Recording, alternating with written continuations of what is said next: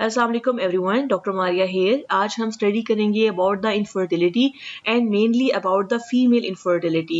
ये लेक्चर मैंने CPS3 format के मुताबिक बनाया है that includes all the important points and previous recalls.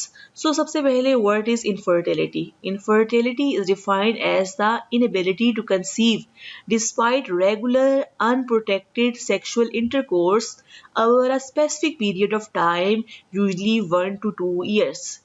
अब इसमें इंपॉर्टेंट चीज क्या है कि अगर एक कपल आपके पास आता है, शादी को भी 2 मंथ गुजरे हैं और वो कहते हैं कि हमारा रेगुलर अनप्रोटेक्टिव सेक्सुअल इंटरकोर्स है लेकिन हम कंसीव नहीं कर सक रहे, तो आप क्या काउंसिल करते हैं? आप उसे वेट करने का कहते हैं। क्यों? क्योंकि आफ्टर 3 मंथ 57% चांसेस होते हैं कंसेप्शन के, 6 मंथ के बाद 72% चांस होते हैं, 1 ईयर के बाद अगर अनप्रोटेक्टेड सेक्सुअल इंटरकोर्स रेगुलर है तो 85% चांसेस होंगे एंड आफ्टर 2 इयर्स 93% चांसेस होंगे। सो इसमें क्या क्वेश्चन पूछा जा सकता है? पहली इंपॉर्टेंट चीज कि अगर फीमेल का साइकिल रेगुलर है और एक कपल आपके पास इसलिए आया कि वो कंसीव नहीं कर सक रहे, तो फर्स्ट टेस्ट आप क्या करवाएंगे? हस्बैंड सीमन एनालिसिस करवाएंगे। और दूसरा MCQ क्या आता है कि अगर हस्बैंड सीमन एनालिसिस नॉर्मल है तो आप फिर फीमेल के टेस्ट करवाएंगे, और अगर फीमेल के तमाम टेस्ट नॉर्मल हैं और हस्बैंड सीमन एनालिसिस भी नॉर्मल है, इसे हम बोलते हैं अनएक्सप्लेन्ड इनफर्टिलिटी।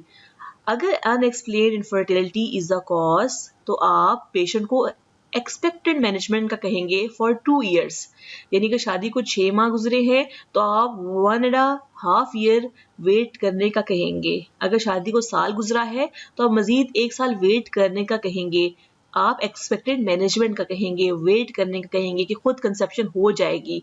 लेकिन आफ्टर 2 इयर्स कंसीव ऐसा कपल नहीं करता तो फिर हम ऑफर करते हैं ऐसे कपल को IVF।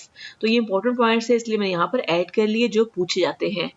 नाउ फीमेल इनफर्टिलिटी की क्या कॉजेज हो सकती हैं? इसको समझने के लिए इंपॉर्टेंट चीज क्या है कि हमें पता होना चाहिए कि हाइपोथैलेमस रिलीज GnRH एनालॉग जो कि एक्ट करता है on the pituitary gland and there is release of FSH and LH, and FSH and LH act on the ovary and there is a formation of follicles, और when there is the formation of the follicles, तो follicle जब mature हो रहा होता है तो वो release करता है टेस्टोस्टेरोन, और टेस्टोस्टेरोन कन्वर्ट होता है इनटू ईस्ट्रोजन जिसे बोलते हैं ईस्ट्राडायोल। और अगर ओवरी में फॉलिकल्स नॉर्मल हैं तो एंटी मलूरियन हार्मोन AMH का लेवल जो है वो नॉर्मल होगा। तो ये कुछ इंपॉर्टेंट चीज़ें हैं जो हमें आगे काम आएंगी। कहने का मतलब ये है कि अगर एक पेशेंट कंसीव नहीं कर सक रही तो हम उसके हार्मोनल टेस्ट करवाते हैं। हम देखते हैं कि FSH LH का लेवल क्या है। अगर FSH और LH का लेवल नॉर्मल है, फिर हम देखते हैं कि ओवरी का स्टेटस, यानी हम देखते हैं कि फॉलिकल्स मौजूद भी हैं या नहीं, तो हम AMH चेक करते हैं, एंटी मलूरियन हार्मोन। अगर वो नॉर्मल है इसका मतलब है रिजर्व ठीक है। फिर हम देखते हैं कि एग बन भी रहा है कि नहीं बन रहा। जब जो फॉलिकल है वो मेच्योर होता है तो रिलीज करता है टेस्टोस्टेरोन, हम टेस्टोस्टेरोन का लेवल चेक करवाते हैं। अगर वो नॉर्मल है इसका मतलब है प्रॉपर ग्रोथ है। फिर हम चेक करवाते हैं ईस्ट्राडायोल, ईस्ट्राडायोल नॉर्मल आ रहा है तो उसका मतलब है कि प्रॉब्लम कोई भी नहीं है। और फिर क्या होता है कि ओव्यूलेशन हुई, ओव्यूलेशन के 7 डेज के बाद प्रोजेस्टेरॉन का लेवल पीक पर होगा, उसे बोलते हैं डे 21 प्रोजेस्टेरॉन लेवल। तो हम फिर डे 21 पर सीरम प्रोजेस्टेरॉन चेक करवा देते हैं, तो उसका एक खास वैल्यू होती है। अगर वो वैल्यू आ जाए इसका मतलब है ओव्यूलेशन भी हो रही है। तो इस तरह से हमें पता चल जाता है कि नॉर्मल सब कुछ चल रहा है। और जब ओव्यूलेशन होती है तो वो एग इन फैलोपियन ट्यूब्स में आता है। अगर ये ट्यूब्स ओपन होंगी ही तो एग पास कर सकेगा। अगर ये ट्यूब्स ब्लॉक हों due to the for example PID तो क्या होगा कि जो एग है वो फर्टिलाइज नहीं होगा बिकॉज वो फैलोपियन ट्यूब में होता है, जाइगोट नहीं बनेगा, जाइगोट ट्रैवल नहीं कर सकेगा और कंसेप्शन नहीं होगी। तो tubal factor is also important. तो ट्यूबल फर्टिलिटी भी हमने सोचनी होती है। अब जो जाइगोट और फिर जो एम्ब्रियो बना वो इम्प्लांट होता है इन द यूट्रस। लेकिन अगर यूट्रस में लाइनिंग ख़राब है, इन्फेक्शन है, यहाँ पर पॉलिप्स है, सब म्यूकोजल फाइब्रॉइड्स हैं, तो इम्प्लांटेशन प्रॉपर नहीं होगी, मिसकैरेज हो जाएगा या इम्प्लांटेशन ही नहीं होगी, तो तब भी इनफर्टिलिटी होगी। So infertility can be due to the issue in the hypothalamus, issue in the pituitary gland, issue in the ovary, issue in the ovulation, issue in the tubes, and issue in the endometrium. So all these are the factors that contribute to the female infertility. सबसे पहले हम बात करेंगे about the anovulatory infertility. Anovulatory infertility is the most common cause और most important cause of the female infertility, और उसमें भी most common cause क्या है, PCOS है। इसके अलावा हाइपोगोनाडोट्रोफिक हाइपोगोनाडिज्म है, यानी देखें अगर GnRH ही ना बने तो क्या होगा, FSH LH नहीं बनेगा, FSH नहीं बनेगा तो एग मैच्योर नहीं होगा, LH नहीं आएगा तो ओव्यूलेशन नहीं होगी, because LH search cause the ovulation. अगर हाइपोगोनाड्रोफिक हाइपोगोनाडिज्म है तो GnRH नहीं होगा, FSH LH कम होगा, जिसकी वजह से ओव्यूलेशन होगी, तो एनओव्यूलेटरी इनफर्टिलिटी होगी। इसके अलावा हाइपरगोनाडोट्रोफिक हाइपोगोनाडिज्म में क्या होगा कि FSH और LH जो है वो ज्यादा होगा, लेकिन आगे से जो ओवरीज हैं वो रिस्पॉन्ड नहीं कर रही होंगी। किस डिजीज में ओवरीज रिस्पॉन्ड नहीं करती, फॉर एग्जांपल टर्नर सिंड्रोम में, या स्ट्रीक्स ओवरीज होती हैं, या फिर फॉलिकल रिजर्व जो है उसमें कम होता है। तो कोई भी सिनेरियो हो आप खुद अंडरस्टैंड कर सकते हैं कि क्या कॉज हो सकती है, बिकॉज बहुत ज़्यादा कॉजेज नहीं है। एक PCOS है, एक हाइपोगोनाडोट्रोफिक हाइपोगोनाडिज्म है जिसकी एग्जांपल कैलमैन सिंड्रोम है, हाइपरगोनाडोट्रोफिक हाइपोगोनाडिज्म की एग्जांपल जो है वो टर्नर सिंड्रोम है, या प्रीमेच्योर ओवेरियन फेलियर है, मतलब वक्त से पहले ओवरीज ने हिम्मत हार दी, अब वो काम नहीं कर रही, उनमें फॉलिकुलर रिजर्व जो है वो खत्म हो गया है। तो इस तरह से हमें पता चल जाएगा कि व्हाट इज द कॉज। हम इसको वन बाय वन देखते हैं कि प्रीवियस रिकॉल्स क्या आए हैं और किस तरह से इसको हमने सॉल्व करना है।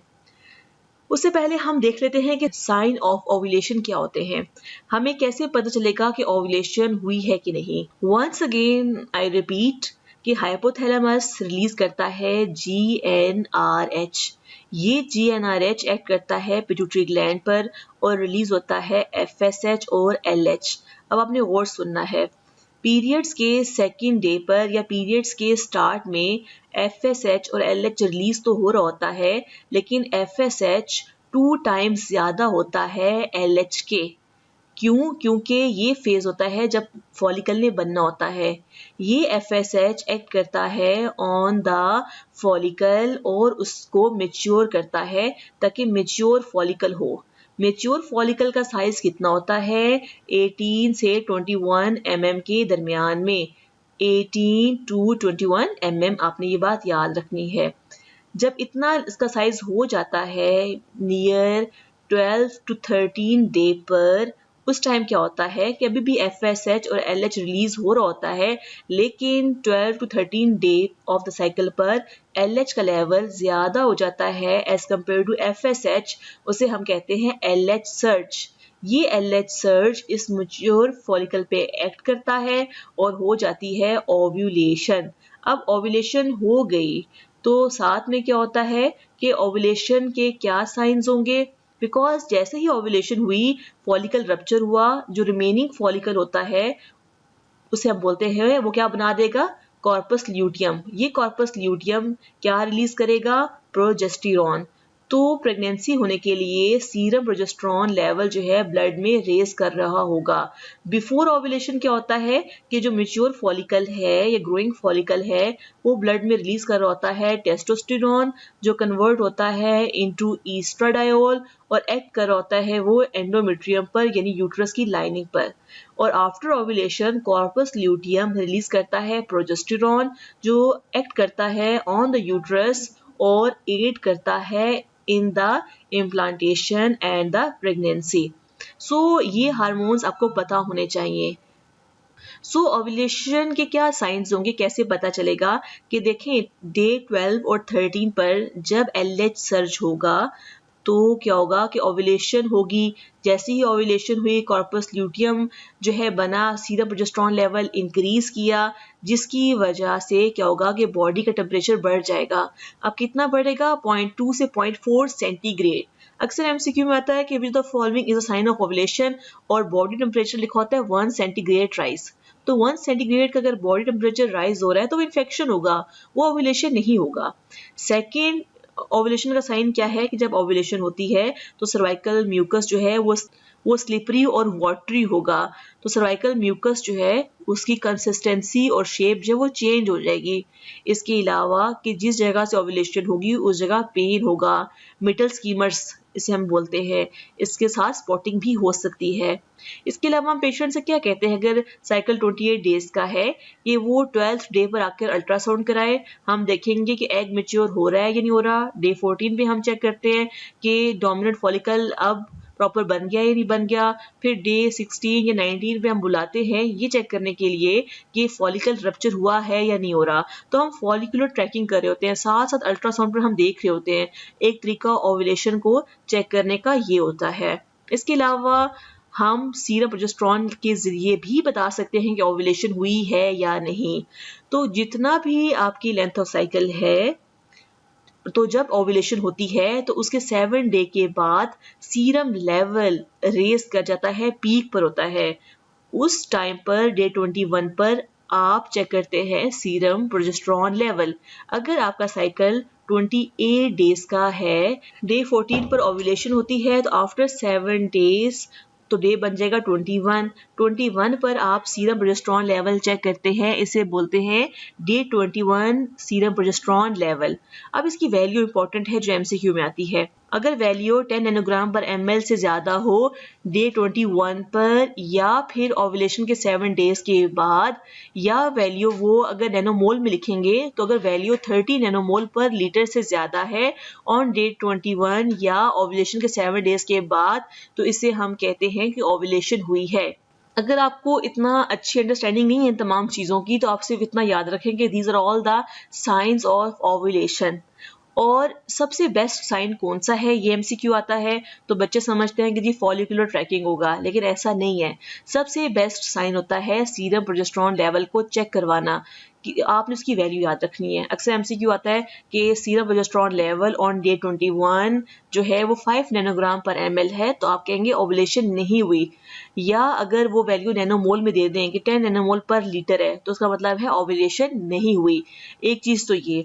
दूसरी चीज वो पूछ लेते हैं कि which of the following will show that there is ovulation. अब उसमें ट्रिकी क्वेश्चन वो पूछते हैं, वो लिख देंगे serum progesterone level of 5 nanogram per ml, और सेकंड कुछ भी लिख देंगे, body temperature more than 1 centigrade, और follicular tracking and pain on the right side on day 2 of the period. तो अब देखें, आपने कॉन्सेप्ट बनाना है कि which the following is a sign of ovulation, देखने की कौन सी स्टेटमेंट ठीक है। हमें पता है कि सीरम प्रोजेस्टेरॉन लेवल जो है वो बेस्ट है बताने के लिए कि ओव्यूलेशन हुई है या नहीं हुई, लेकिन उसका अगर वैल्यू 10 नैनोग्राम पर ml से ज्यादा होगी तो हम बताएंगे ओव्यूलेशन हुई है या नहीं हुई।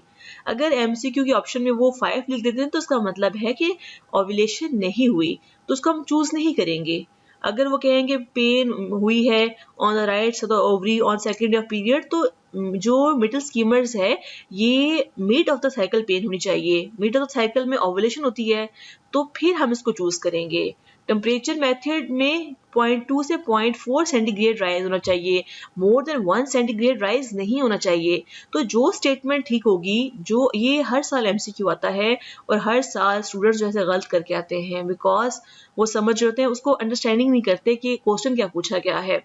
एक तो कॉन्सेप्ट ये है कि ये तमाम साइंस हैं, best sign serum progesterone level है, ये तो बात क्लियर होगी। सेकंड, अगर वो पूछें कि which sign showing that there is ovulation, तो जो चीज उस वक्त राइट हो, अगर वो टेम्परेचर मेथड में टेम्परेचर गलत दे देते हैं, सीरम प्रोजेस्टेरॉन लेवल गलत दे देते हैं, और दो तीन और गलत लिख दें कि मिड साइक्लिक पेन, तो मिड साइक्लिक पेन को आप टिक लगाएंगे कि ये शो कर रहा है, बाकी तो गलत चीजें हैं। तो इसलिए आपने देखना है कि जो उन्होंने आगे लिखी है ऑप्शंस वो ठीक भी लिखी है नहीं लिखी। तो ये टेम्परेचर भी आपने याद रखना है ये, राइट। तो ये मैंने इनसे क्यों ऐड की है, because these things come in every paper. Now हमने एक बात की थी कि anovulatory infertility is the most common cause of the female infertility, और उसमें भी पीसीओज जो है वो मोस्ट कॉमन कॉज है, तो ये भी एमसीक्यू आ जाता है। पीसीओज को हम कैसे डिटेक्ट करेंगे? ओवेरियन डिसफंक्शन इसमें होता है, इसमें क्या साइंस होंगे? एक्नी होगी, हिर्सुटिज्म होगा, ओलिगोमेनोरिया होगा, या इरेगुलर पीरियड्स की शिकायत होगी, वेट गेन होगा। अब पीसीओज में क्या होता है कि फॉलिकल्स जो हैं वो बहुत ज़्यादा होते हैं, इमेच्योर होते हैं। जब फॉलिकल्स बहुत ज़्यादा होंगे तो क्या होगा कि जब फॉलिकल ज़्यादा है तो रिजर्व क्या हो गया, ज़्यादा हो गया। तो रिजर्व को कैसे हम देखते हैं? एएमएच के जरिए से। तो ये भी एमसीक्यू आता है कि आप ओवेरियन फॉलिकल्स का रिजर्व कैसे चेक करते हैं? एंटी मुलेरियन हार्मोन के जरिए। तो पीसीओज में एएमएच का लेवल ज्यादा होगा। जब फॉलिकल ज्यादा है तो ये ज्यादा टेस्टोस्टेरोन रिलीज करेंगे, तो सीरम टेस्टोस्टेरोन का लेवल भी ज्यादा होगा, और जब टेस्टोस्टेरोन का लेवल ज्यादा होगा तो ईस्ट्रोजन में वो कन्वर्ट ज्यादा होगा, तो ईस्ट्राडायोल का लेवल भी ज्यादा होगा। तो हाउ इजी इट इज कि आप कोई भी हार्मोनल प्रोफाइल के जरिए बता सकते हैं कि इसे पीसीओस है। एएमएच ज्यादा, टेस्टोस्टेरोन ज्यादा, ईस्ट्राडायोल ज्यादा, ये बात तो होगी। और इम्पोर्टेंट चीज क्या है, क्योंकि फॉलिकल ज्यादा है और वो रप्चर नहीं हो रहे, तो एलएच का लेवल भी ज्यादा होगा। और एलएच का लेवल ज्यादा होगा किससे? एफएसएच से, क्योंकि फॉलिकल तो बहुत बन रहे हैं लेकिन ओव्यूलेशन नहीं हो रही, तो LH level will be more. तो ये भी इसकी इंपॉर्टेंट चीज है। और टेस्टोस्टेरोन का लेवल कितना ज्यादा होगा, इसकी आप वैल्यू याद कर लें, 2.5 नैनोमोल पर लीटर से ज्यादा वैल्यू होगी। आपने एक बात याद रखनी है कि अगर ये वैल्यू 5 नैनोमोल पर लीटर से ज्यादा हो जाए टेस्टोस्टेरोन की, तो कोई ट्यूमर होता है, यानी कोई ओवेरियन ट्यूमर होता है जिसकी वजह से टेस्टोस्टेरोन लेवल इतना हाई हो होता है। लेकिन अगर टेस्टोस्टेरोन लेवल 2.5 नैनोमोल पर लीटर से ज्यादा आ रहा हो और 5 से कम हो, तो वो किस में होता है? पीसीओस में होता है। और पीसीओस में क्या होता है? मैंने सिर्फ बताया एलएच का लेवल ज्यादा होगा, राइट, एएमएच का लेवल ज्यादा होगा, और serum progesterone level on day 21 कम होगा, यानी वो ये शो कर रहा होगा कि एन ओवुलेशन हो रही है। और क्या इंपॉर्टेंट चीज में बात याद रखने वाली है कि कोई भी फीमेल है वो चाहती है कि आप चेक करें कि उसके हार्मोन्स प्रॉपर वर्किंग है या नहीं है। तो आप उसे क्या कहते हैं? आप उसे कहते हैं कि पीरियड्स के सेकेंड डे पर वो एक टेस्ट करवाए, यानी एफएसएच एलएच चेक करवाए। एफएसएच अगर आप पीरियड्स के सेकेंड डे पे करवाएं और साथ में एलएच चेक करवाएं, तो क्या वैल्यू आती है? एफएसएच की नॉर्मल रेंज याद कर लें 10 तक है, एलएच की नॉर्मल रेंज याद कर लें कि वो समझो 10 तक है, इंटरनेशनल यूनिट पर लीटर। तो एफएसएच जो है वो डबल होता है एज कंपेयर टू एलएच, यानी अगर ये 8 है इंटरनेशनल यूनिट पर लीटर तो ये 4 होगा। अगर ऐसी वैल्यू आती है डे सेकंड पर तो ये नॉर्मल प्रोफाइल है। लेकिन अगर ये रिवर्स हो जाए, यानी कि पीरियड्स के सेकंड डे पर एफएसएच 4 हो जाए, एलएच 8 हो जाए, तो रेशो होगी चेंज। ये होता है पीसीओस में, क्योंकि मैंने कहा था कि पीसीओस में फॉलिकल ज्यादा बन रहे होते हैं, वो ईस्ट्रोजन ज्यादा रिलीज करेंगे। ईस्ट्रोजन ज्यादा रिलीज होगा तो पिट्यूटरी ग्लैंड पर एक्ट करेगा, जिसकी वजह से क्या होता है हमारे पास के एफएसएच का लेवल कम हो जाता है। लेकिन क्योंकि ओवुलेशन नहीं हो रही तो एलएच का लेवल जो है वो ज्यादा रहता है। So how easy it is, clinically भी आपको पता होना चाहिए। I will share a link, जो मैंने वीडियो जनरल पब्लिक के लिए बनाई है कि how to interpret the report, वो काफी इजी वर्डिंग में है और आपको क्लिनिकली भी बहुत काम आएगी। So you have to watch that video as well. So now where we were के पीसीओस में वेट गेन भी होगा, टेस्टोस्टेरोन लेवल ज्यादा होगा, कितना 2.4 नैनोमोल पर लीटर से ज्यादा। अगर 5 नैनोमोल पर लीटर ज्यादा हो जाए तो कोई ट्यूमर होता है। एफएसएच एलएच रेशो रिवर्स हो जाएगी, यानी कि एलएच 2 टाइम ज्यादा होगा या 3 टाइम ज्यादा होगा as compare to FSH. Reverse हो जाएगी on the second day of the periods. और इसे हम क्या कहते हैं कि this is the PCOS. PCOS का क्या ट्रीटमेंट है, हम पीसीओस के टॉपिक में इसको डिस्कस करेंगे। Now another disease, hypergonadotrophic hypogonadism. Hypergonadotrophic का मतलब है कि एफएसएच एलएच का लेवल ज्यादा है, लेकिन हाइपोगोनेडिज्म में क्या है कि ईस्ट्रोजन टेस्टोस्टेरोन का लेवल जो है वो कम है। तो कौन सी ऐसी डिजीज है जिसमें प्राइमरी एमेनोरिया हो रहा होता है या फिर सेकेंडरी एमेनोरिया के साथ पेशेंट प्रेजेंट कर सकती है। मोस्टली आपके सिनेरियो में पेशेंट को सेकेंडरी एमेनोरिया होगा, इरेगुलर पीरियड्स होंगे और पेशेंट को इनफर्टिलिटी होगी, short height, poorly developed breast, यानी सेकेंडरी सेक्सुअल कैरेक्टर्स जो होंगे वो डेवलप नहीं होंगे। एफएसएच का लेवल ज़्यादा होगा, एलएच का लेवल ज़्यादा होगा। क्योंकि ओवरीज वीक है या ओवरीज में रिजर्व खत्म हो गया है तो एएमएच का लेवल भी कम होगा। जब फॉलिकल्स नहीं है तो ईस्ट्रोजन का लेवल भी कम होगा। ईस्ट्रोजन के लेवल कम होने का मतलब क्या है कि टेस्टोस्टेरोन का लेवल भी बहुत कम होगा। तो ये दो चीज़ों में हो सकता है, एक है टर्नर सिंड्रोम, और टर्नर सिंड्रोम भी एग्जाम्पल किसकी होती है? प्री मेच्योर ओवेरियन फेलियर की। तो this is very easy to diagnose. In premature ovarian failure जो ओवरीज हैं बिफोर टाइम काम करना बंद कर देती हैं, उनमें क्या होता है कि रिजर्व खत्म हो जाता है, एएमएच का लेवल कम होगा और जिसकी वजह से टेस्टोस्टेरोन का लेवल कम होगा, ईस्ट्रोजन का लेवल कम होगा, लेकिन ब्रेन जो है वो ज़्यादा से ज़्यादा एफएसएच और एलएच को रिलीज करेगा ताकि ज़्यादा से ज़्यादा जो है वो फॉलिकल्स बने। सो उसकी ऑप्शन में या प्रीमेच्योर ओवेरियन फेलियर होगा या टर्नर सिंड्रोम होगा।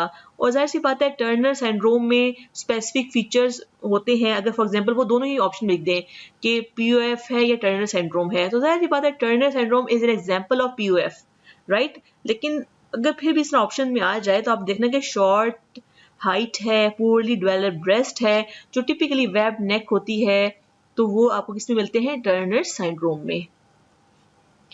Now another example, another disease, hypogonadotrophic hypogonadism। hypogonadotrophic का मतलब है कि FSH लेवल लेस है, LH लेवल लेस है। तो FSH LH कम होगा, ओवरीज पर एक्ट नहीं करेगा, तो एग मेच्योर नहीं होगा। एग मेच्योर नहीं होगा तो ईस्ट्रोजन रिलीज नहीं होगा क्योंकि टेस्टोस्टेरोन रिलीज नहीं हो रहा। और जब हम ऐसा लेवल देखते हैं हार्मोनल लेवल के एफएसएच कम है, एलएच कम है, तो जाहिर सी बात है ओवुलेशन तो नहीं होगी। फिर हम चेक करते हैं जीएनआरएच कि जीएनआरएच भी काम कर रहा है या नहीं कर रहा। तो अगर जीएनआरएच भी कम है तो उसका मतलब है हाइपोथैलेमस के लेवल पर मसला है। तो ये टिपिकली किसमें होता है? कैलमैन सिंड्रोम में। कैलमैन सिंड्रोम में और क्या फीचर होता है कि डिलेड और एब्सेंट प्यूबर्टी होती है, इम्पेयर्ड सेंस ऑफ स्मेल होती है। तो ये टिपिकल ये वर्ड डाल देते हैं, impaired sense of the smell. और ये बहुत इंपॉर्टेंट एमसीक्यू है, हर साल तकरीबन ये पूछते हैं। और क्या एमसीक्यू पूछते हैं अबाउट द हाइपोगोनाडोट्रोफिक हाइपोगोनाइडिज्म, जिसमें इंपॉर्टेंट एग्जांपल है शिहान सिंड्रोम की। शिहान सिंड्रोम में क्या कहते हैं कि history of massive postpartum haemorrhage की हिस्ट्री होगी। अब जब पोस्टपार्टम हैमरेज मैसिव हुआ तो नेक्रोसिस ऑफ पिट्यूटरी ग्लैंड हो जाएगी, जिसकी वजह से पिट्यूटरी ग्लैंड अपना काम करना खत्म कर देगा या कम कर देगा, तो हाइपोपिट्यूटरिज्म हो जाएगा। जब पिट्यूटरी ग्लैंड प्रॉपर काम नहीं कर रहा तो एफएसएच लेवल लेस होगा, एलएच लेवल कम होगा। अब हमने पहले ही बात की थी कि जब एफएसएच कम होता है, एलएच कम होता है, तो फिर हम जीएनआरएच लेवल्स चेक करते हैं कि जीएनआरएच लेवल्स क्या हैं। अगर जीएनआरएच लेवल्स नॉर्मल हैं या ज्यादा हैं तो शिहान होगा। लेकिन अगर जीएनआरएच लेवल भी कम है उसका मतलब है कि प्रॉब्लम हाइपोथैलेमस में है, तो वो कैलमैन में होता है। लेकिन अगर जीएनआरएच लेवल नॉर्मल है या ज्यादा है तो वो शिहान में होगा। तो this is how we differentiate between Sheehan and Kallmann only on the basis of hormonal levels. और इसके अलावा एक और वो इम्पोर्टेंट क्वेश्चन पूछते हैं, ये मैंने ब्रैकेट में लिखा है कि जब शिहान सिंड्रोम होता है तो सबसे पहले कौन से हार्मोन्स इफेक्ट होते हैं? जब नेक्रोसिस ऑफ पिट्यूटरी ग्लैंड होती है तो सबसे पहले गोनाडोट्रोफिन्स इफेक्ट होते हैं, यानी एफएसएच और एलएच इफेक्ट होगा और ग्रोथ हार्मोन। उसके बाद एसीटीएच इफेक्ट होता है, उसके बाद टीएसएच इफेक्ट होता है। तो ये एमसीक्यू कई दफा पूछा जा चुका है। So you have to remember sequence. First FSH LH will affect, तभी एफएसएच कम होगा, एलएच कम होगा तो पेशेंट को क्या होता है? एमेनोरिया हो जाता है, ग्रोथ हार्मोन इफेक्ट होगा, और देन एसीटीएच एंड टीएसएच। और अक्सर एमसीक्यू आता है कि जी आप क्या ट्रीटमेंट करेंगे, आप रिप्लेसमेंट ऑफ डेफिशिएंट हार्मोन्स करेंगे। तो अक्सर तो ये ऑप्शन में आ जाता है, या वो हार्मोन्स की कॉम्बिनेशन पूछ लेते हैं। तो देखें, जो चीज़ कम होती है सबसे पहले आप वो हार्मोन दे देंगे। So once again you should remember progesterone level on day 21 अगर 30 नैनोमोल पर लीटर से कम है या फिर 10 नैनोग्राम पर ml से कम है, इसका मतलब है ओव्यूलेशन नहीं हुई। और ये मोस्टली किस में होता है? पीसीओएस में होता है, या फिर टर्नर सिंड्रोम में होगा, या फिर कैलमैन में होगा, या शीहान सिंड्रोम में होगा। अगर एफएसएच लेवल बहुत ज़्यादा हो, इसका मतलब है ओवरी रिस्पॉन्ड नहीं कर रही, रिजर्व उसमें रिड्यूस है, जैसा प्रीमेच्योर ओवेरियन फेलियर में होता है। एलएच लेवल अगर बहुत ज़्यादा है date second of the periods या अर्ली फॉलिकुलर फेज में, तो मैंने बताया था कि पीसीओएस में एग तो बहुत बनते हैं, वो ओवुलेट नहीं होते, तो मेन पीसीओएस है। टेस्टोस्टेरोन लेवल अगर 2.5 नैनोमोल पर लीटर से ज़्यादा है तो मेन पीसीओएस है, लेकिन अगर ये 5 से ज़्यादा होगा तो कोई ट्यूमर होगा। और अगर प्रोलैक्टिन का लेवल ज़्यादा है तो तब भी क्या होता है कि इनफर्टिलिटी हो सकती है। तो हाइपर प्रोलैक्टिनीमिया की वजह से भी इनफर्टिलिटी पेशेंट फेस कर सकता है। तो प्रोलैक्टिन पे I will make another short video जो उससे रिलेटेड एमसीक्यूज आते हैं, because this is also important. हमने बात कर ली एन ओव्यूलेटरी इनफर्टिलिटी। अब ट्यूबल इनफर्टिलिटी क्या होता है कि tubes can also affect the fertility. अगर वो ब्लॉक है, इन्फेक्शन है, या फिर कोई फाइब्रॉइड सब सिरोजल इसको ब्लॉक किया हुआ है, तो पेशेंट कंसीव नहीं कर सकेगी। सो अगर एमसीक्यू आए कि बायलेटरल ट्यूब्स ब्लॉक हैं और वजह कोई ऑब्वियस नहीं है, या वजह पीआईडी है, क्रॉनिक पीआईडी जिसने उसको ब्लॉक कर दिया है, तो आप क्या मैनेजमेंट करेंगे? बेस्ट मैनेजमेंट आईवीएफ होता है, क्योंकि अगर आप रीकैनलाइजेशन ट्यूब्स की करें भी सही तो वो दोबारा से उनकी स्टीनोसिस हो जाएगी और एक्टोपिक प्रेगनेंसी के चांसेस बहुत ज़्यादा होते हैं, तो वो अच्छी ऑप्शन नहीं होती। तो बायलेटरल ट्यूब्स ब्लॉक्ड हैं, you will go for IVF. अब हमने देखना है कि ट्यूबल पेटेंसी हम कैसे चेक कर सकते हैं। There are many ways. उनमें सबसे पहले है अल्ट्रासाउंड स्कैन एंड हाइड्रोट्यूबेशन। ये इतना ज़्यादा यूज़ नहीं होता, ये रीसेंट टेक्निक है। इसमें क्या होता है कि आप कंट्रास्ट मीडियम इंजेक्ट करते हैं into the uterine cavity under direct visualization, और फिर साथ में आप अल्ट्रासाउंड कर रहे होते हैं। तो अगर ये कंट्रास्ट मीडियम गुजरे यूट्रस से और फेलोपियन ट्यूब से, फिम्ब्रियल एंड से, तो उसका मतलब है कि ट्यूब्स जो है वो ओपन है, तो आप साथ साथ अल्ट्रासाउंड पर चेक कर रहे होते हैं। तो एक साइड से आप डाई डाल रहे हैं सर्विक्स से, और ऊपर से आप जो है चेक कर रहे हैं कि डाई जो है वो पास कर रहा है या नहीं कर रहा। तो under direct visualization you are checking. इसमें आप कोई एक्सरे फिल्म नहीं ले रहे। जो हम यूज़ करते हैं उसमें हमारे पास कौन कौन से तरीके हैं, जिनमें से एमसीक्यू भी आता है, दैट इज द हिस्टेरोसिल्पिंगोग्राफी और लेप्रोस्कोपी एंड डाई टेस्ट। अब एमसीक्यू ये आता है कि गोल्ड स्टैंडर्ड टेस्ट कौन सा है ट्यूबल पोटेंसी को चेक करने के लिए, तो that is laparoscopy and dye test, इसलिए आपने तो उसको याद रखना है। हिस्टेरोसिल्पिंगोग्राफी में क्या होता है कि ये एक सिंपल, सेफ और inexpensive X-ray based contrast study होती है यूट्राइन कैविटी की और फेलोपियन ट्यूब की। इसमें इम्पोर्टेंट चीज़ क्या होता है कि हम रेडियोपेक मटेरियल इन डालते हैं from the cervix into the uterine cavity, जो पास करता है फेलोपियन ट्यूब से अगर ट्यूब्स ओपन हो, और हम डिफरेंट इंटरवल्स पर एक्सरे लेते हैं और फिर हम चेक करते हैं। जैसा कि ये देख सक रहे हैं कि हमारे पास एक्सरे फिल्म है जिसमें हम देख सकते हैं कि जो डाई है वो पास कर रहा है थ्रू द फेलोपियन ट्यूब। इसका मतलब है कि फेलोपियन ट्यूब्स ब्लॉक्ड नहीं है। अब हम हिस्टेरोसिल्पिंगोग्राफी क्यों करते हैं? बिकॉज ये प्राइमरी स्क्रीनिंग प्रोसीजर है अगर हमने चेक करना हो कि ट्यूब्स ब्लॉक हैं या नहीं है। But in low risk patients, low risk patients कौन से? वो पेशेंट जिनमें पीआईडी का रिस्क ना हो या बहुत कम हो। बिकॉज इसकी मेन कॉम्प्लिकेशन क्या है कि मेन कॉम्प्लिकेशन में इसकी अगर हम ये प्रोसीजर करते हैं तो पेशेंट को पीरियड लाइक पेन होगी, यानी क्रैम्पिंग होगी। इसके अलावा वेजोवेगल अटैक हो सकता है। लेकिन अगर वो मेन कॉम्प्लिकेशन की बात करें तो ये पीआईडी को फ्लेयर अप कर सकता है। आम पॉपुलेशन में 1% चांस होता है इन्फेक्शन का इस टेस्ट के जरिए, लेकिन अगर हाई रिस्क पेशेंट होगा तो 3% चांस होगा। तो इसीलिए अगर हाई रिस्क पेशेंट है तो हम कोशिश करें कि लेप्रोस्कोपी एंड डाई टेस्ट करें उस पेशेंट में। और एक और एमसीक्यू आता है कि जब भी आपने इंट्रायूट्राइन इंस्ट्रूमेंटेशन करनी हो तो आरसीओजी क्या कहता है कि आपने किसकी स्क्रीनिंग करवानी है? You have to do screening for chlamydia. Right. और ये टेस्ट हम कब करवाते हैं? पीरियड्स के फर्स्ट 10 डे में, क्योंकि अगर हम पीरियड्स के 14th डे पे या आफ्टर करवाएंगे तो हो सकता है पेशेंट कंसीव कर लिया हो, तो क्या होगा कि प्रेगनेंसी डिसरप्ट हो सकती है। इसके अलावा डिसरप्शन के अलावा क्या हो सकता है कि वो प्रेगनेंसी यहाँ से मूव करके यहाँ पे आ सकती है, तो एक्टोपिक प्रेगनेंसी भी हो सकती है। सो इसीलिए आपने ये first 10 days of the period में करवाना होता है। 6 to 7 डे देते हैं डॉक्टर्स। ये बहुत इंपॉर्टेंट ऑस्किस्टेशन है, इससे रिलेटेड आपने ये पॉइंट्स जो मैंने बताए हैं वो ज़रूर याद करने, यही आपका वाइवा क्वेश्चन है। अगला होता है laparoscopy and dye test. Laparoscopy and dye test जो है वो गोल्ड स्टैंडर्ड है।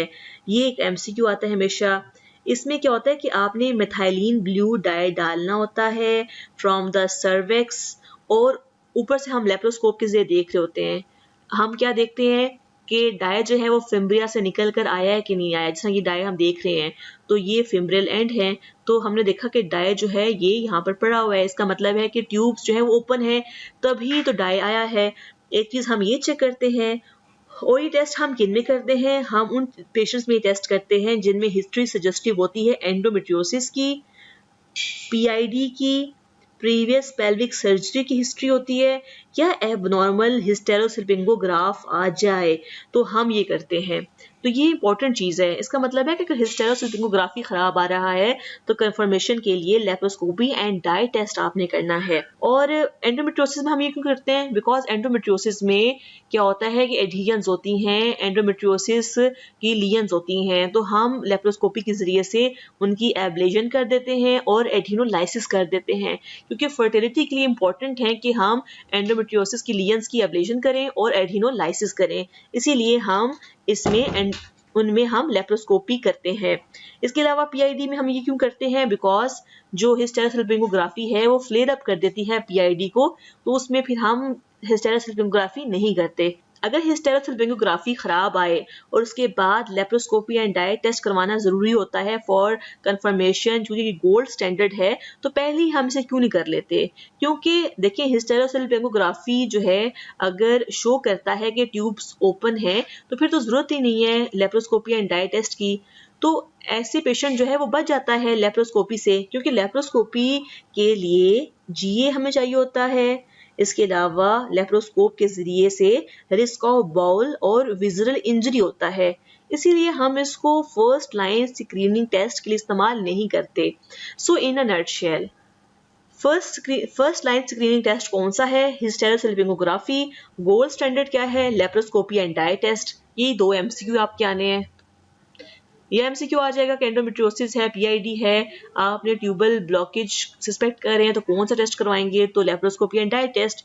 या वो पूछते हैं कि प्राइमरी स्क्रीनिंग टेस्ट आपने करवाना है इन लो रिस्क पेशेंट, तो आप हिस्टेरोसल्पिंगोग्राफी करवाएंगे। एक और इम्पोर्टेंट MCQ जो हमेशा आता है, a couple married for 2 years came to infertility clinic, cycle of female is regular, what is the first investigation you will offer first?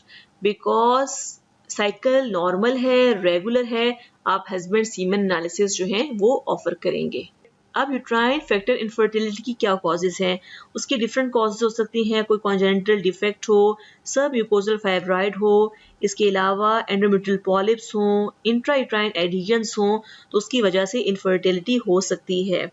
तो अगर हम इनका ट्रीटमेंट करेंगे तो मसला जो है वो रिजॉल्व हो जाएगा। अगर एंडोमेट्रियल पॉलिप है या सब म्यूकोजल फाइब्राइड है, आप हिस्टेरोस्कोप के जरिए से इनकी रिसेक्शन कर सकते हैं। अगर इंट्रायूट्राइन एडिशंस हैं तो अगेन हिस्टेरोस्कोप के जरिए आप एडिनोलाइसिस कर सकते हैं। So these are the some causes that are treatable. I hope आपको मेरा लेक्चर समझ आ गया होगा। अगर कोई पॉइंट समझ ना आए तो you can ask in the group. Thanks.